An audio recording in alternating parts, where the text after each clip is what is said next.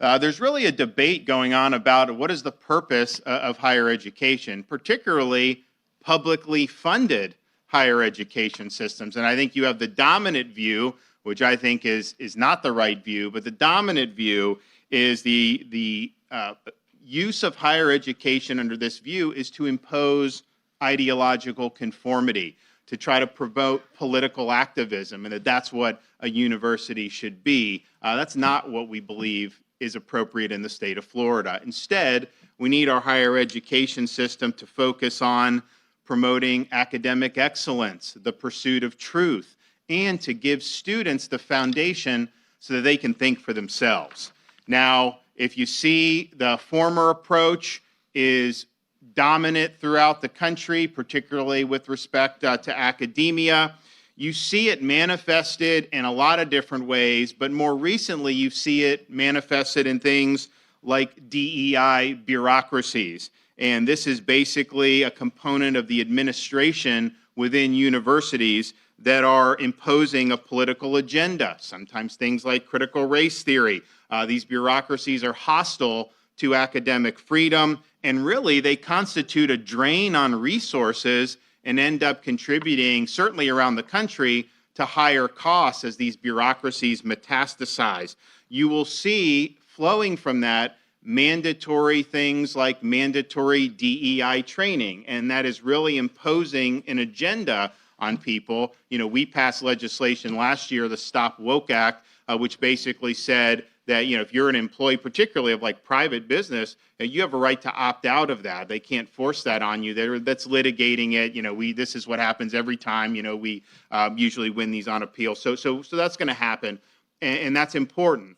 They also will do things like require diversity statements, is what they call it, but that's basically like making people take a political oath. And in fact, that has been applied across the country, so that if a candidate for a position at a university says, you know, my view is to treat everyone the same, regardless of the color of their skin, that they get points off for saying that you have to embrace things like critical theory, like the idea of implicit bias and all those other things, and that's just not appropriate. So that has been something that has been happening. So what we did earlier this year, right after the inauguration, we requested from all colleges and universities in the state of Florida to report the amount of money that they are using in things like DEI and CRT programs, including administrative staff, activities, the whole 9 yards. And so that report, you know, they've reported that, and it's a lot of money, and it's not the best use of your money. And so part of the reason why we're here is we're going to do something about that.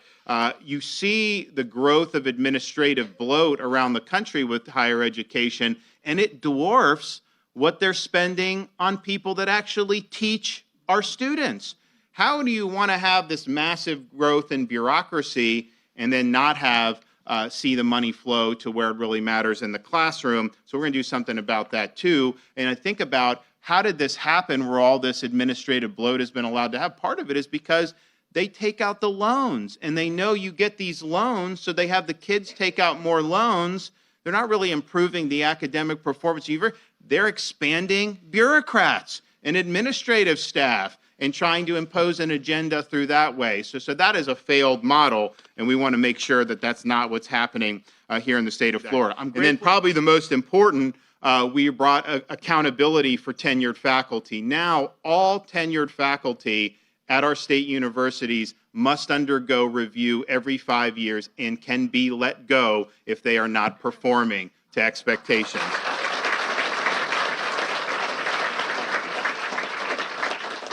So we need to do more. And so today we're announcing a series of proposals to continue to lead in the area of higher education. The first thing that we're going to propose is we want to make sure that everybody that goes through a Florida university has to take certain core course requirements that's really focused on giving them the foundation so that they can think for themselves. And the core curriculum must be grounded in actual history, the actual philosophy that has shaped Western civilization.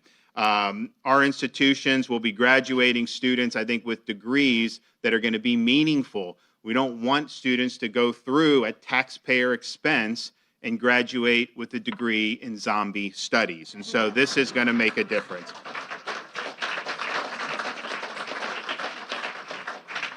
We are also going to eliminate all DEI and CRT bureaucracies in the state of Florida. No funding, and that will wither on the vine. And I think that that's very important because it really serves as an ideological filter, a political filter. You've seen different things. I mean, New College has really embraced that, and that's part of the reason I think it hasn't been successful and the enrollment's down so much, because I think people want to see true academics, and they want to get rid of some of the political window dressing that seems to accompany all this. So that's no longer going to be in the state of Florida, and I think we probably are the first state that's actually leading by example. But I can tell you those bureaucracies are not representative of what the people of this state and the taxpayers of this state want.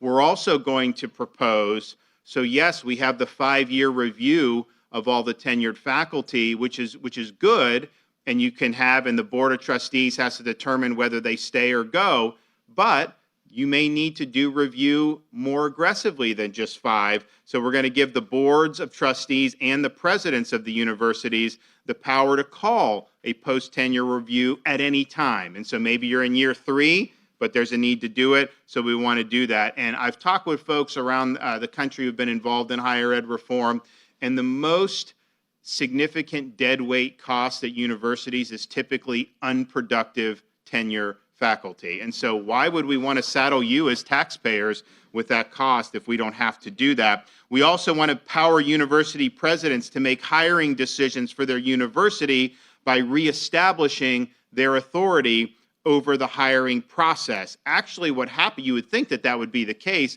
but what happens now, a lot of this is done by faculty committees. And, if they have a certain worldview that they want to promote, those are the candidates that they're going to bring in. And if you don't toe that line, you're not going to get hired to be able to go through that process. And so now you're going to have the universities the presidents are going to be able to go out, recruit directly. Boards of trustees will be able to do a lot of this approving directly. And that's going to make a huge, huge difference in terms of making sure not only we have high quality faculty, but we're not implying some type of ideological litmus test to be able to be hired in the first place.